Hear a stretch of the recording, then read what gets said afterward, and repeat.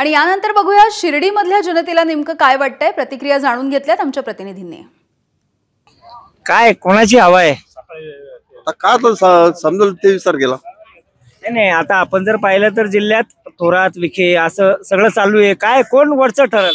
आता वरचढ तर हवा दोघांची पण आता वरचढ मतदारांनी काय केलं, मतदारांना पिटू काय सांगणार। आता ते आपल्याला जेव्हा निकाल लागल्यावरच कळेल कोणाची हवा आहे। आता काय सांगू शकत, आपल्या चांगले काम करतील त्यांची श्रद्धा आणि सबूर ठेवायची। जे आपल्यासाठी चांगले काम करतील, वाटतं बा यांनी आमचं काम केलं, मग त्यांच्यासाठी श्रद्धा।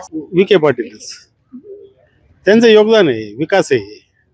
नाही, मात्र थोरातांनी विकास केलेला आहे। त्यांनी यावेळेस इथं शिर्डी विकास केला, तो संगमनेरचा केला, राहता तालुक्यासाठी काय योगदान आहे, बरोबर आहे का नाही? मग ज्यावेळेस त्यांच्याकडे सत्ता होती त्यावेळेस त्यांनी राहता तालुक्यासाठी जर काही योगदान दिलं असतं, काही योजना आणल्या असत्या, विकासाची कामं केली असती, तर आपण म्हणू शकलो असतो ना। या तेच आहे कंबळच्या, मग काय करायचं?